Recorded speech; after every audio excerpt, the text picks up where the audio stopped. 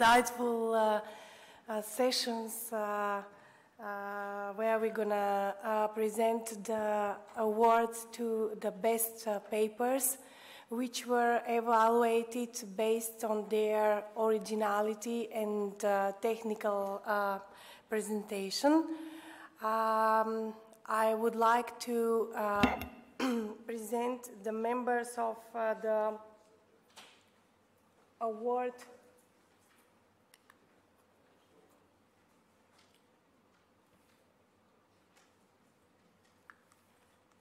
Oh, it is. Oh.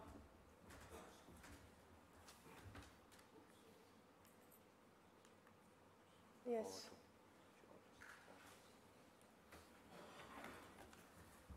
So I would say we had a very competent award committee composed of Professor Iri Jaromir Klemeš, Professor Alexander Zidanšek, Professor Brian Wat Mattensen, and Professor Ingo Standler and Professor Natasha Markowska.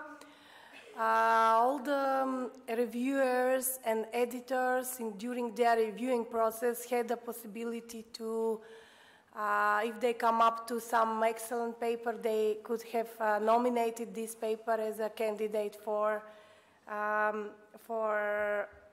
Best Paper Award, and the award committee, I must say, had an immense job to do because we had like 35 papers nominated from the ground, and then after evaluation we came up with 10 possible candidates, and individual evaluation of each of the members of the award committee have presented the last results of the evaluation process. And now I'm very happy to invite Mr. Qing Wang for the third best paper entitled Investigation of Combined Multiple Shell Pass, Shell and Tube Heat Exchanger with Continuous Helical Baffles.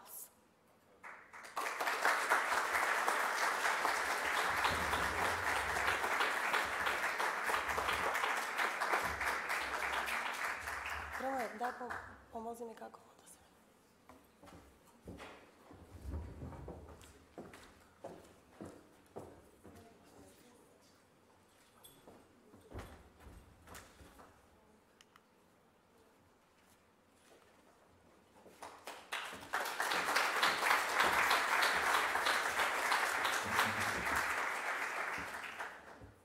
So it's not stated on the slide, but this paper comes from China.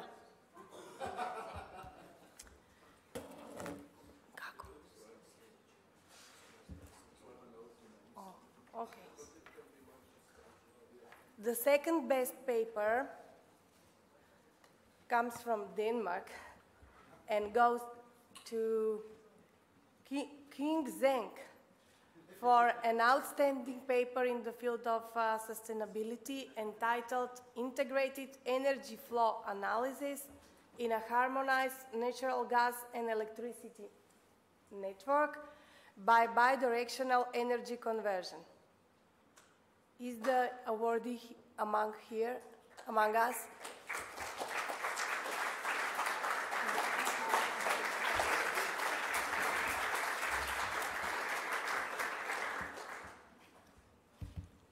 Anybody appointed to take the award on his behalf? No? Then we will make sure to deliver the award later on.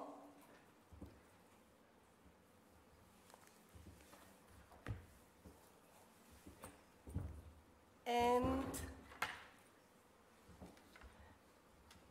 the best paper with 3 best in front comes from Austria, and the award goes to Georgios Gouarlis for the paper entitled Thermal Simulation and Analysis for Energy Optimization of Existing Industrial Facilities.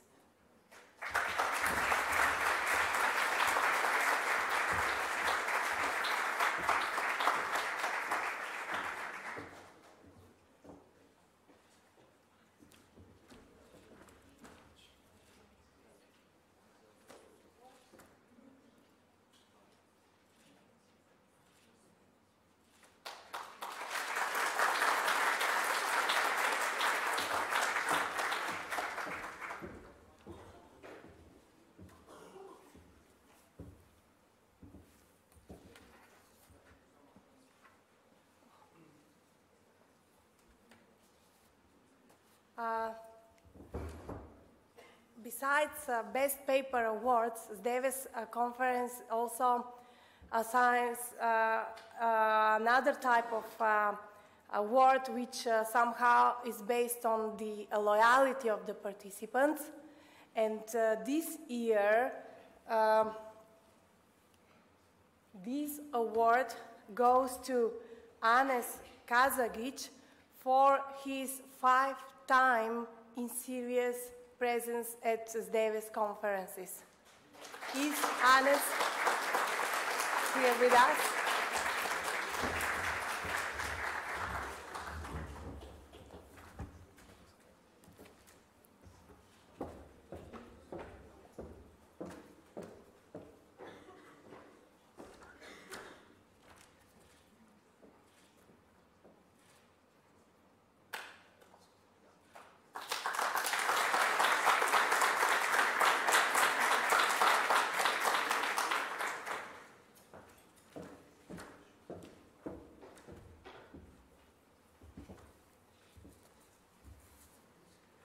And last but not least, this year we also present the honorary award, and the honorary award goes to Professor Kemal Hanjalic for distinguished contribution to SDEWES conferences as one of the founders, key persons and driving forces for starting the conference in 2002.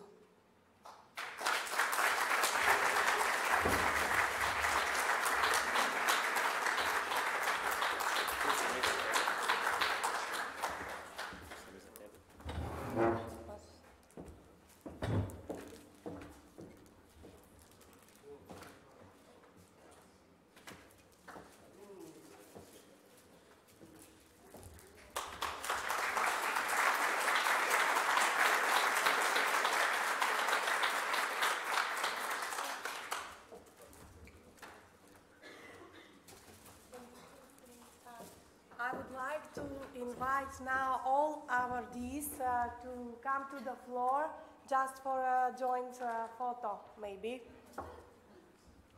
Please, all our awardees on the floor.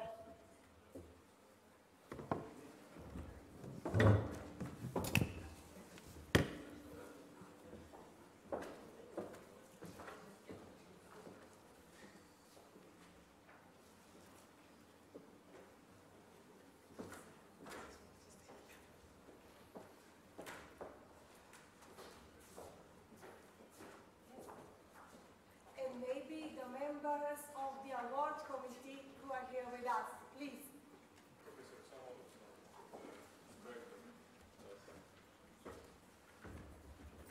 Giri, Brian, Ingo. Unfortunately, Alexander is not with us, but we have his signature on the flowers.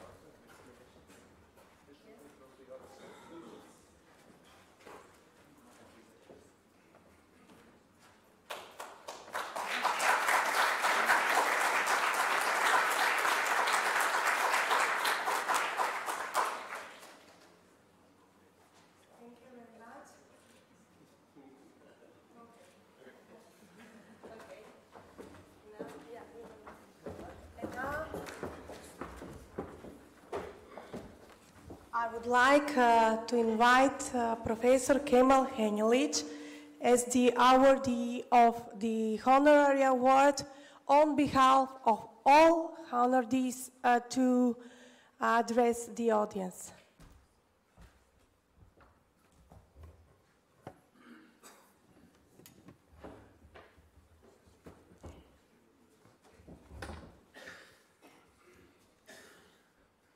I would like to thank you all, especially the award committee, for carefully choosing us. I believe we have deserved this honor in one way or another. I was also asked to say a little more, not just to thank to the committee. And so 15 minutes to 10, I got a telephone call. My wife responded and said, you should be at sharp 10 o'clock because you are candidate for an award. So I had to wrap up some slides, so it may not be perfect, but I put the title, What Leads the Way, Science or Technology, with some specific reflections to the, not the conference days, but sustainable development of energy, water, and environmental systems. And from perspective of my few years of experience that I have in Russia, but building up on the previous experience, and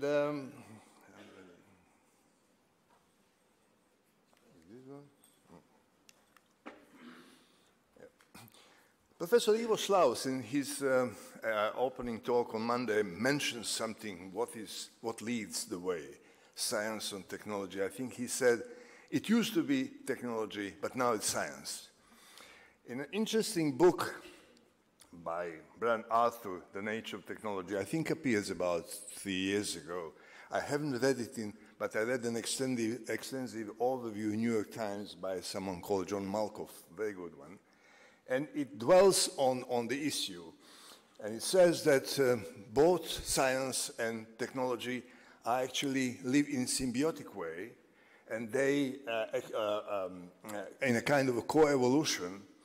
And some interesting examples. Think of science, think of biology without microscopes, think of space program or astrology without, astronomy without telescope. And it came to my mind immediately, think of science without computers. Of course, science would exist, but in kind of a Platonic, mental imagining type, instead of Aristotelian observational science. And I think what came to the conclusion by Brian Arthur is the technology that gives rise, it's the technology that gives rise to both modern science and the economy, and not the opposite as generally conceded. Now, why have I picked up this specific topic? Because I must admit, perhaps not all of you will be pleased with this, that in this conference, but also generally in the world, too many bright, clever people are dealing mainly with statistics and prognosis, and not that many with the technology and the ways how to solve the problem. You may recall Professor Nikashinovich yesterday, who said, well, there is a technology in lab, but not scale-up technology for carbon capture and sequestration and so on. So I think we should give a push and incentive to a little more towards technology research, trying to solve the problem. And among the technology, I consider simulations also as a technology. I don't know how many of you have seen this document. It's a blue ribbon document from NSF, National Science Foundation, a little old, 2006, but it says that, it's forecasting revolutionizing engineering sciences through simulations. I have added plus up-to-date experimental diagnostics and research. But if you see what this panel of experts sees as a possibility and actually highest priority is the yeah. National priority for tomorrow's science and engineering, and a list of things like medicine, mainly medical technologies, homeland security, but also energy and the environment, materials, defense, and competitiveness of the national industry. So let's project this to our world on in energy and environment. I won't talk much about water, actually. And the issue is that if you see all those proclamations and protocol and declarations, we are not following them. Not because we don't want to, but we simply cannot bridge the situation so quickly.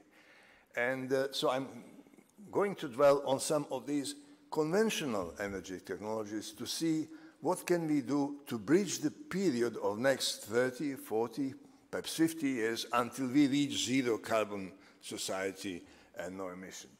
And these are just conventional power plants, hydro, fossil fuel, and so on. And I start with coal. This is one of many of these forecasts here, where you can see it goes up to 2038, so another 30 years or so, with the historic data up to 2013, where you can see coal not decaying. It's still being used and will be used in the next at least half a century. So can we just ignore that? In one of the neighboring countries here, there was an article in Bosnia-Herzegovina, an article by an influential engineer and professor who has been already calling for closing the coal mines and the thermal power plant which delivers 65% of the electricity, and already advocating re-educating coal miners from mining to grow strawberries, mushrooms, make cheese and so on. Well, it is nice, but it's just idealistic. So, a little more. These are all slides from Professor Muhammad Purkashanyan from Sheffield, who recently delivered a very nice lecture at a symposium. King coal. Well, you can see it's certainly very refreshing to hear the progress in Denmark with renewable in northern Germany, Holland, and so on. But there are vast areas on this globe where this is not happening or will not happen very soon. I won't dwell on the issues. It's abundant, it's proven, it's safe, comes from stable places. There's a wide choice of dependable sellers and so on and so on. But it is there, and it's going to stay for some time. I read just a few days ago that in the last decade, the more fossil fuel power plants have been erected than in any decade before. Well, can we do something with it? Well, yes, the thermodynamic laws are uncompromising. We have to stick to Rankine cycle, and we have to stick to water and water vapor as a basic fluid in thermal power plants. But things can be done and have been tried, and this is one of the forecasts, I think, from IEA, that what could be done by switching to supercritical, ultra-supercritical, or advanced, and what can be done if you do CO2 capture, but if you don't, one can also achieve quite remarkable reduction of emission. However, technologies are known. We know all about the supercritical cycles and so on. It's the number of very real-life problems, practical problems, how to overcome them. Now, I will move to few examples of research in these classical areas aimed towards the improving or with some quite interesting innovation. One comes from Russia, Professor Burdukov, Anatoly Burdukov and his team, Well, a few years ago, well, quite a number of years ago, they came with the idea of mechanically activating micronized coal. What does it mean? You mill the coal in a special high-impact mills where you actually disturb or change the molecular bonds and you make coal more reactive. In other words, energy activation is much lower. And as an outcome, this coal, compared with this coal without mechanical activation, but of the same granulation, same size distribution, burns like a heavy oil. When you see through these, this is an experimental furnace, 5 megawatt thermal. And when you see through these openings, if the coal is not activated, it's 40 microns average size, you see trajectories, like you see always the burning trajectories of the particles. If you activate it, you actually see compact, bright flame, just like heavy oil. It's easily ignitable, it burns faster, and how do you now project this innovation to a full scale?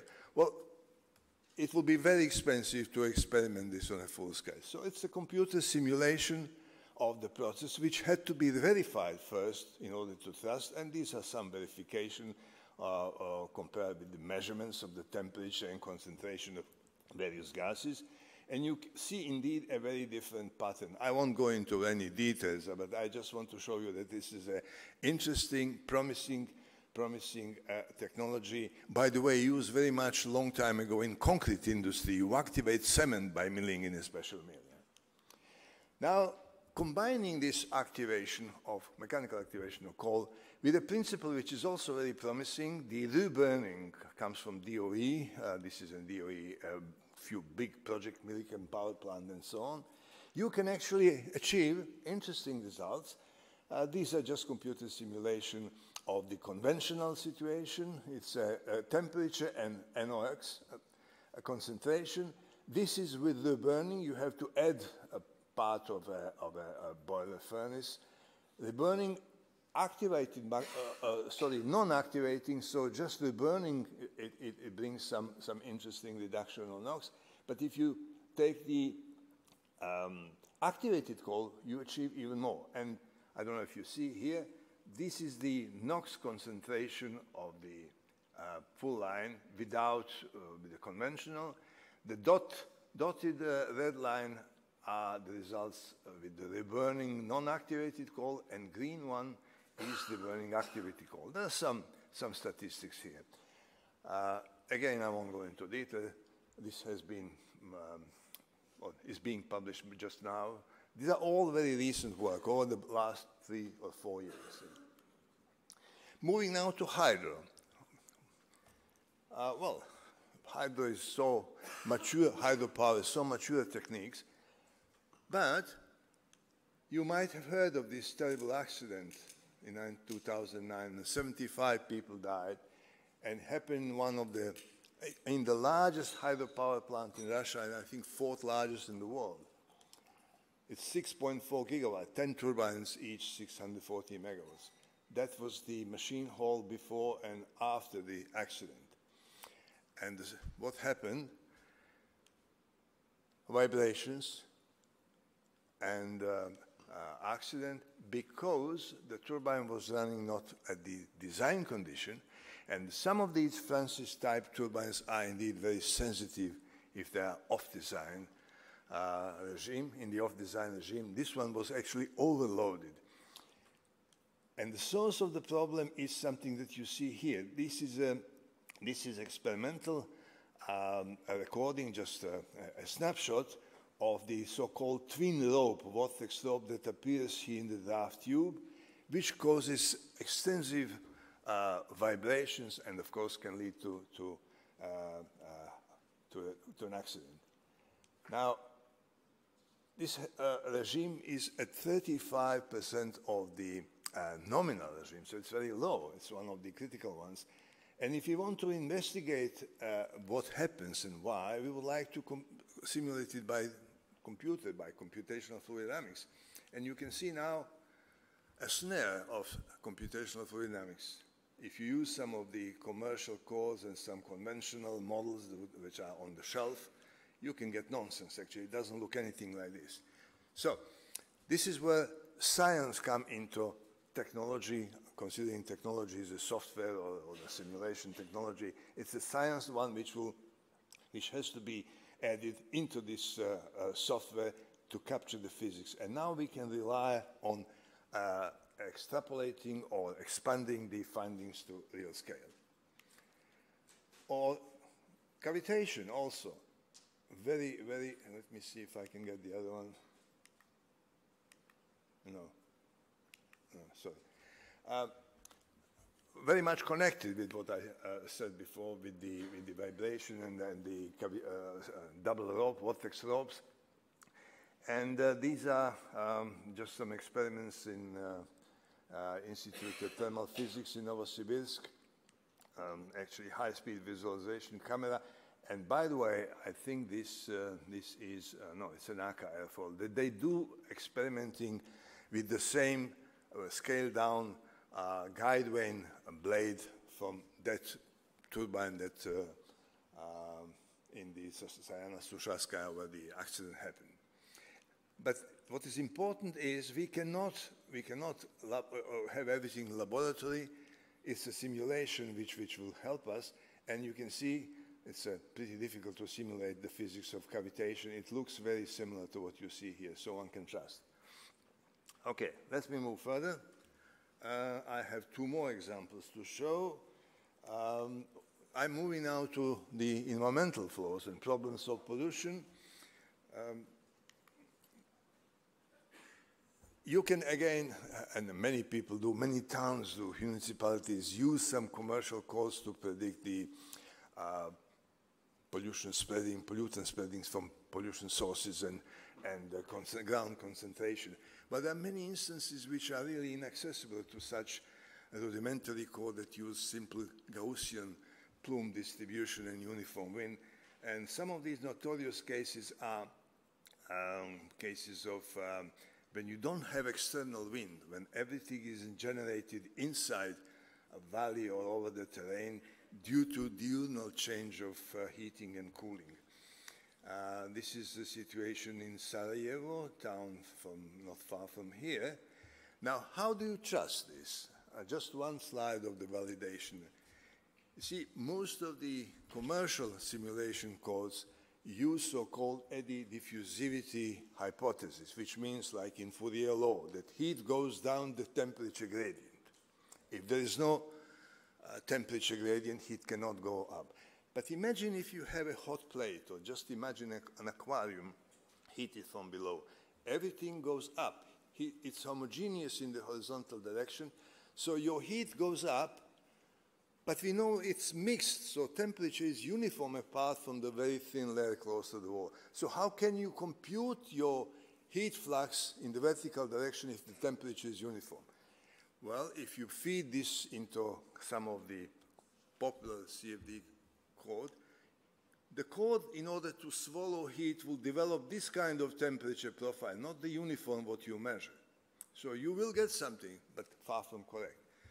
And again, the other problem in these environmental flows are extremely high Rayleigh and Reynolds numbers, and the thickness of the thermal and hydrodynamic boundary layers are extremely thin.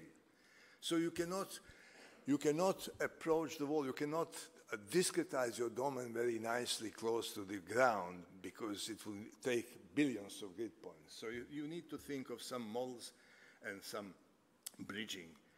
I show some early computation simulation from Sarajevo that I presented actually at the first conference. I will just go quickly about it.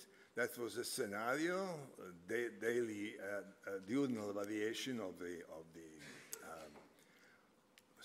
diurnal variation of the industrial zone, residential zone, and so on. And what you see here actually, that without any external wind, you do get these rolls and very complex flow patterns. These are actually internal winds for two different stratification. If your inversion layer is very high and if your inversion layer is very low, so then you can have actually for these two scenarios concentrations. And so that was 2002. Now recently we had to bribe students to repeat this and to go further, and we do have now, for instance, the diurnal variation of with more details, better terrain. And you can see at monitoring point, this is town hall, this is mechanical engineering faculty, how the temperature and the turbulence in terms of kinetic energy evolve. And now we can go into focus on the town center.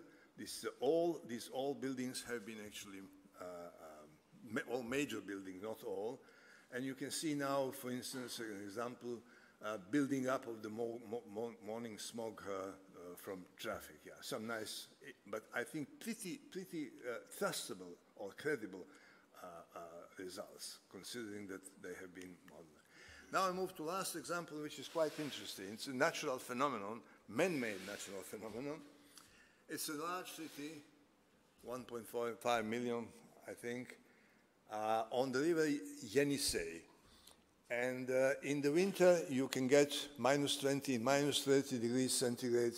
So in the past, river Yenisei will freeze. People will drive over it, walk over it. But some, I think 30, 40 years ago, a power plant was built up or erected 40 kilometers upstream on the same river as Sayano-Shushenskaya, about 250 kilometers downstream. And although some engineers predicted, the citizens were concerned that the water will not freeze anymore. They say it will, they said, but it didn't.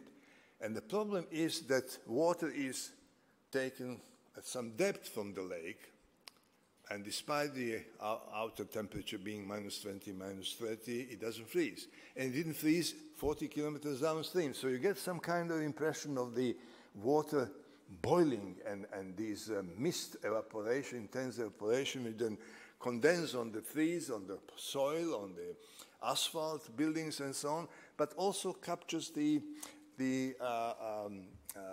pollutants, particles, and gases, and so on. So it's a nuisance. And we did,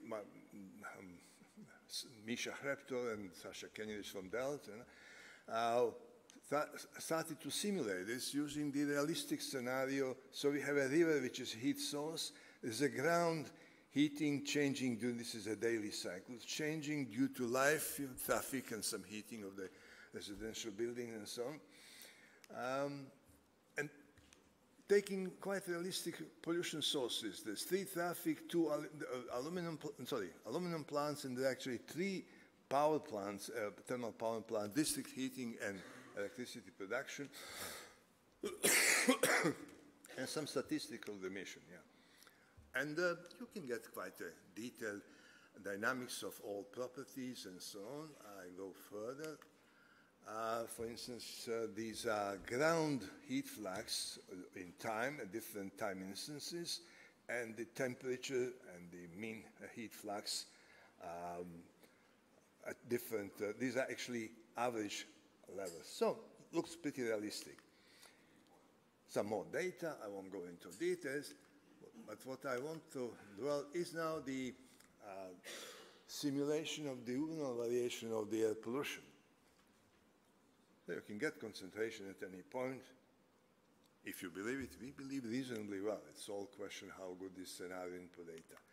But something interesting, that's what I'm going to close with, happened when plotting some of these vertical structures. We notice some of these very interesting vortices, counter-rotating vortices perpendicular to the river. And by some animations, you can see how they develop over the day and night, diurnal cycle.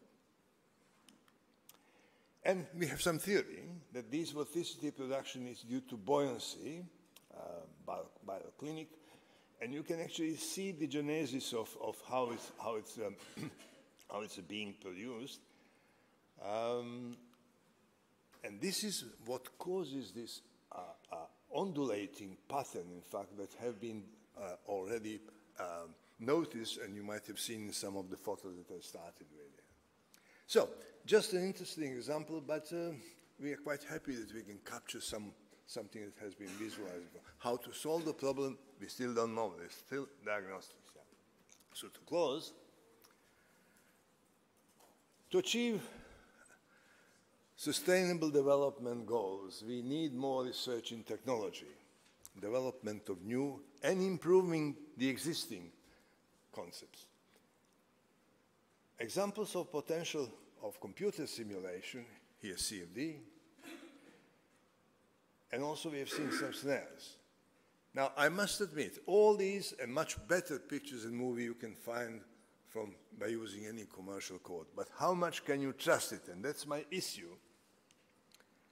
Because to meet market demands, industrial design, CFD vendors have opted for providing versatile, multi-purpose, user-friendly, fast and robust codes. It's not that they don't know, they just are meeting the market demands.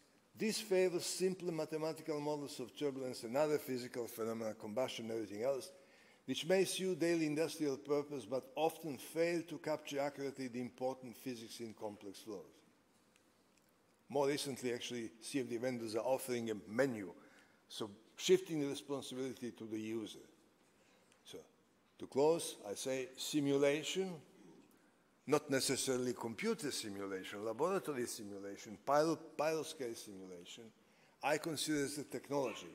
But this technology needs continuous interaction with science, and in order to fulfill 3 V's, validation, verification, and valorization. And I close by offering options.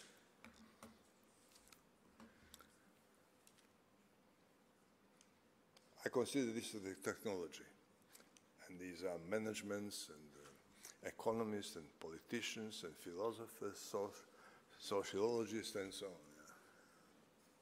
Thank you very much.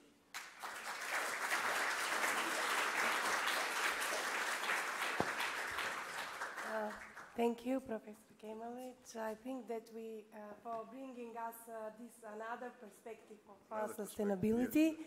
And I think that we have some time for questions. I believe that there would be much from the floor, so the floor is open for questions.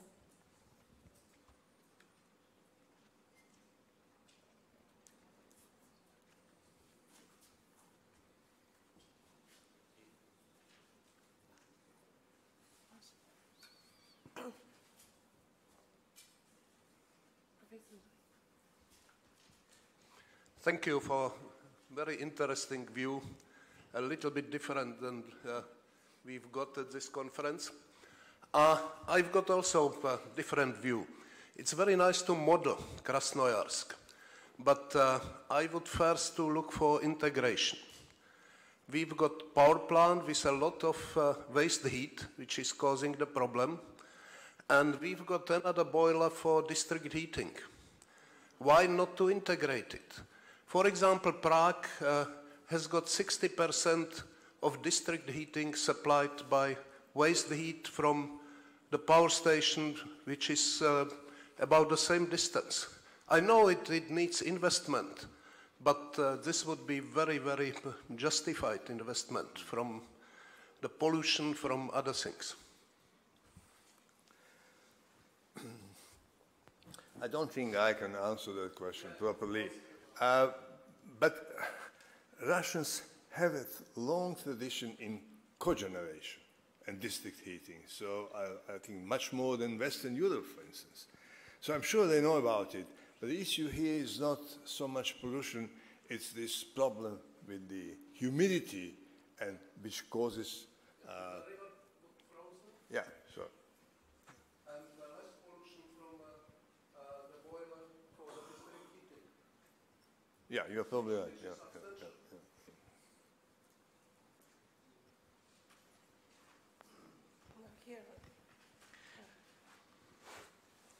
Okay, Reinhard Haas, Vienna University of Technology.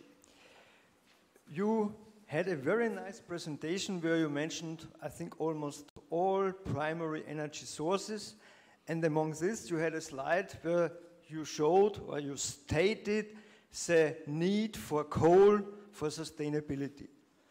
Can you elaborate a little bit on this? Because I think what we have heard so far in this conference, there is actually no need for coal for sustainability. I think I mentioned that those 3 slides are not mine, and that doesn't mean that I share the view, but I'm very much concerned. I took them from I did, sorry. Yeah, you're talking about these. This is from Purkashanian, his presentation just 2 weeks ago in Sarajevo at an international conference on more scientific issues. So, but they come from, these are, I think, EIA, okay. EIA. So these are the facts. I'm not saying I agree with it, but this is what's happening. This is the reality. Yeah, this is reality, yeah.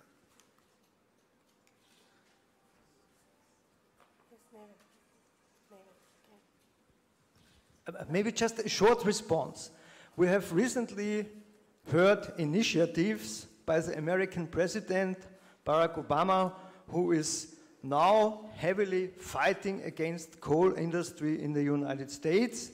And I think the slides it has shown before from EAI is just a product also of the coal lobby in the United States. So I think we should be very cautious in this context to say something is like it is, because it is always also a question of the, let's say, policy initiatives behind that. And also renewable energy has for a long time been treated as something we do not need, but today we can see in countries, for example, like Germany, that the renewable energy industry almost diminishes the complete old structure of the electricity system.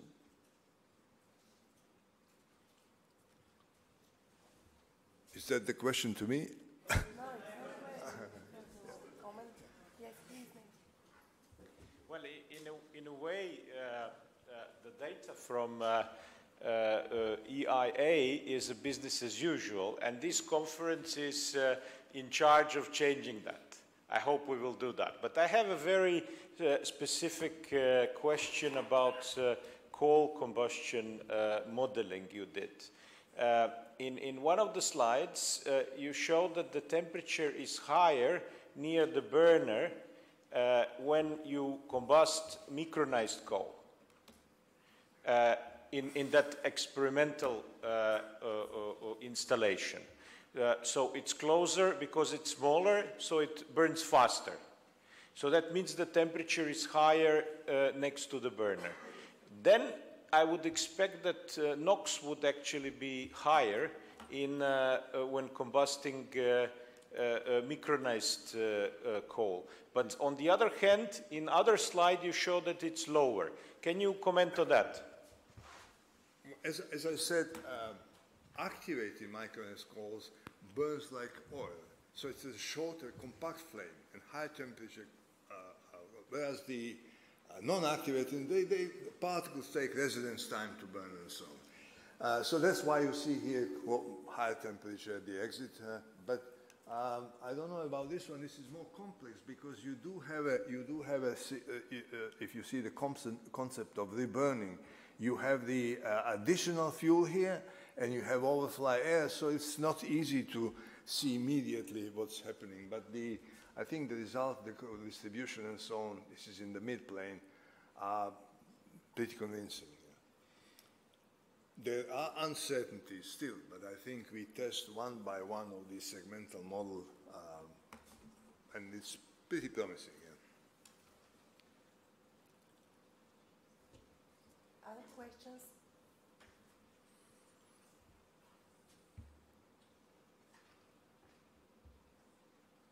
Yes.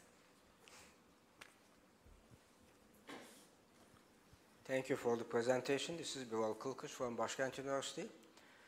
In your speech, I might have missed, but what is the place of high-tech fluidization? The fluidized beds, circulating beds, Are they somewhere in between, or where are they? Fluidized beds. The fluidization of coal. The technology.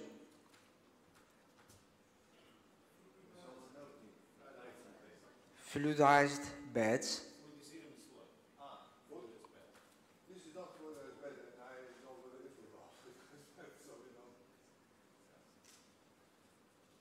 Okay.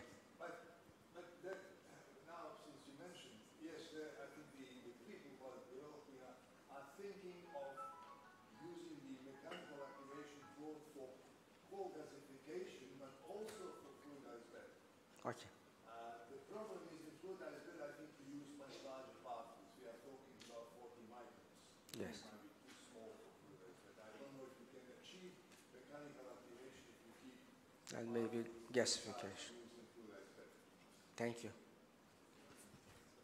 It doesn't work with all coal. Okay. If we don't have more questions, please join me in applauding Professor Heinrich for his presentation. And before concluding this session, I have some announcements regarding the social visits to deliver to you. So the first would be, I would like to ask everybody to keep with the schedule on your social visit coupons. People with red coupons be in front of La Croma at 14:30. With green coupons, be in front of La Croma at 15. And the ones who possess red coupons be in front of La Croma at 40:45. No, some red, green, and white. Okay, mistaken typing error. Red, the white one, the ones with white, be in front of La Croma at 14:45. For the boat ride, please wear warm casual clothes. Might be some wind. And for the people that are coming only for the dinner, please be at Lazaret restaurant at 19:30. So with this, we are concluding this awarding session. Thank you everybody for your attendance, and enjoy the coffee break.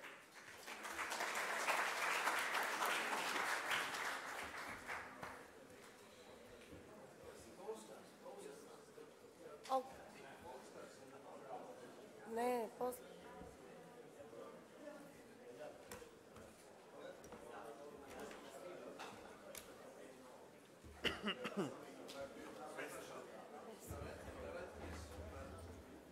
Rate is 14:30. 14:30. Yeah. They give you 2 reds. Come on. To su mi dali, pa sam na kraju skužila da je ovo. A dobro, sve.